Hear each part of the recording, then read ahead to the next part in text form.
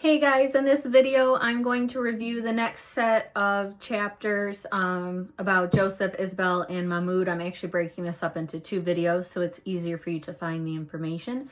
So this video will cover pages 253, I have my book here, through 269. And so this will take a look at what's going on with each of our characters. So in Joseph's story, their ship has been turned away from Cuba.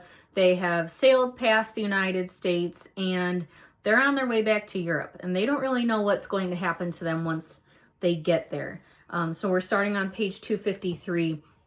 And some of the adults on the ship have approached Joseph because they know he was taken on a tour with the rest of the kids on like the bridge where the ship is steered from. So they want him to go with them. They're going to try and take over the ship and prevent them from taking the Jewish passengers back to Germany. And I want to start off particularly on page 256 when Joseph and the other men kind of barge into the bridge and take over control of the ship.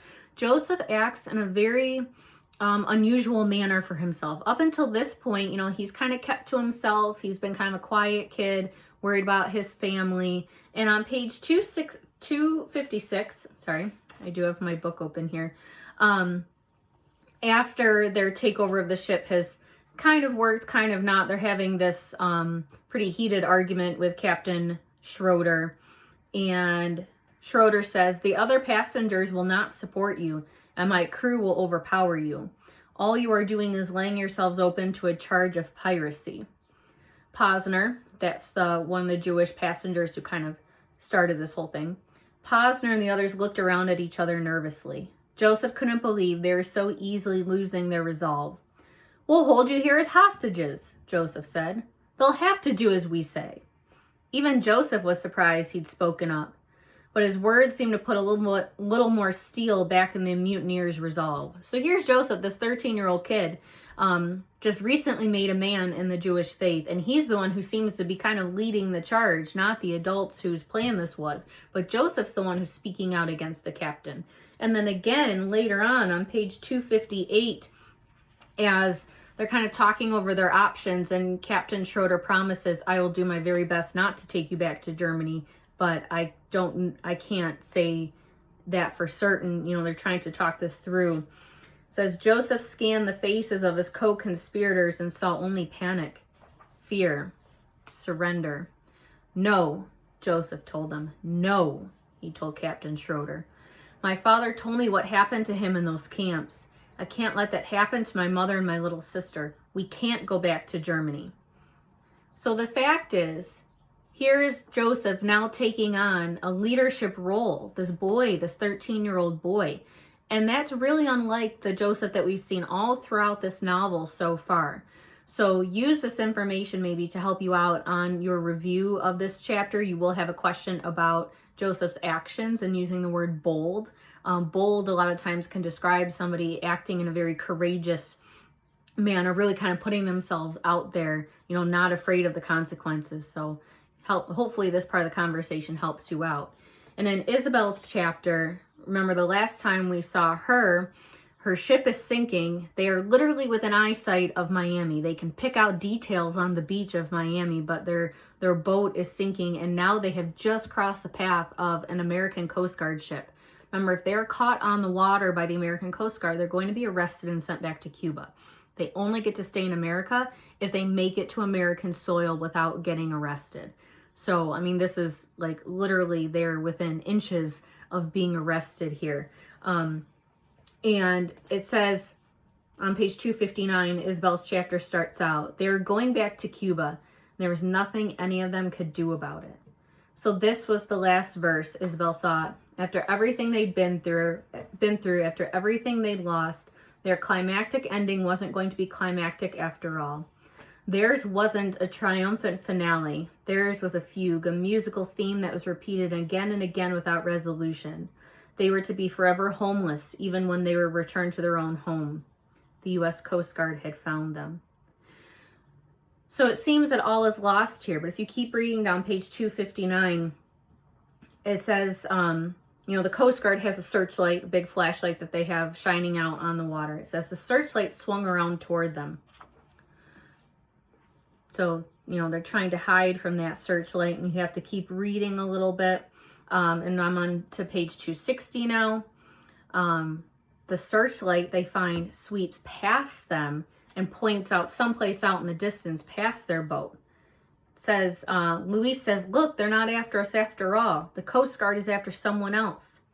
Isabel watched as the searchlight found another craft on the water a few hundred meters away. It was a raft full of refugees just like them. "More Cubans?" Amara asked. "It doesn't matter," Senor Castillo said. "Now's our chance. Paddle for shore, quickly."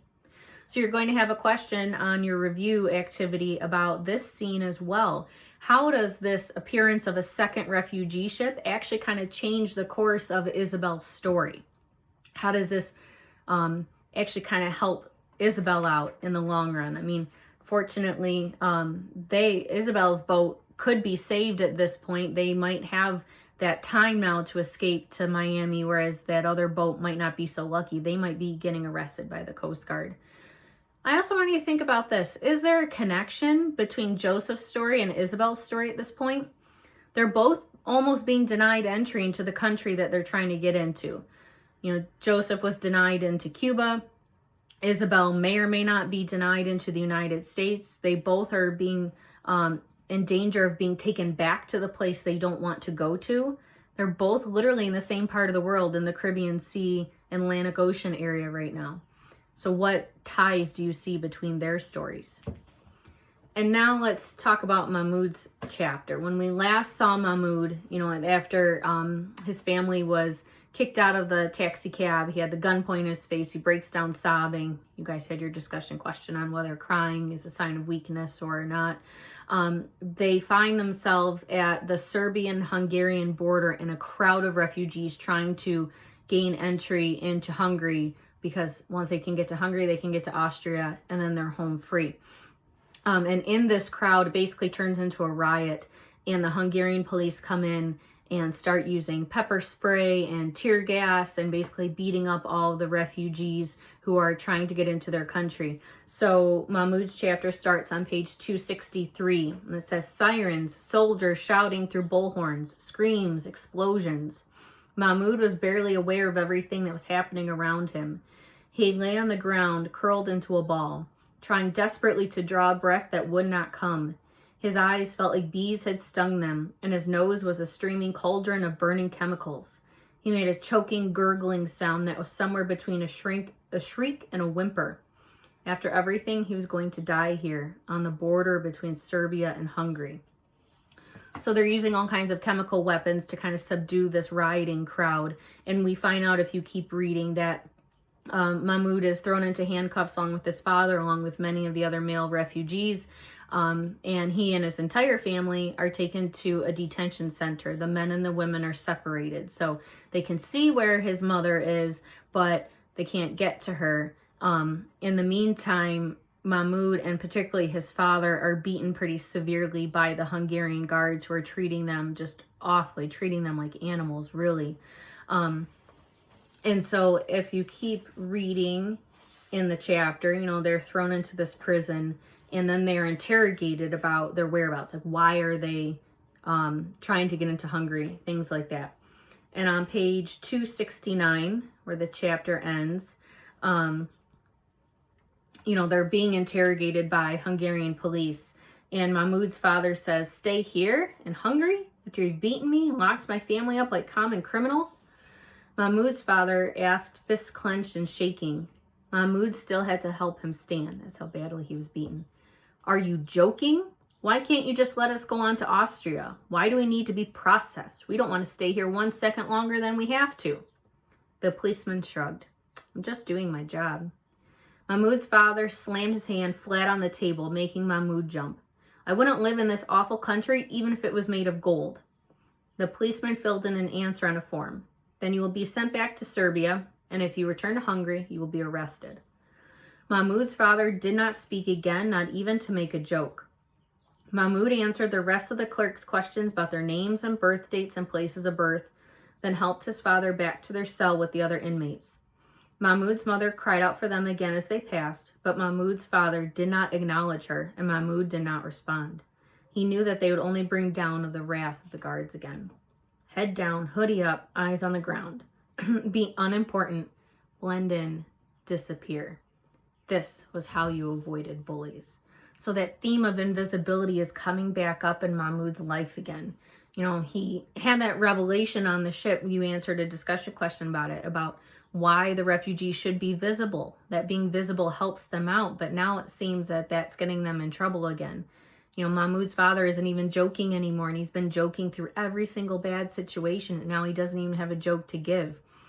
Mahmoud is realizing you got to have that low profile. You have to be invisible so you don't draw negative attention to yourself. So hopefully this video helps you out in your review activity. Watch the second one. That'll look at the second set of chapters, and then you'll be good to go.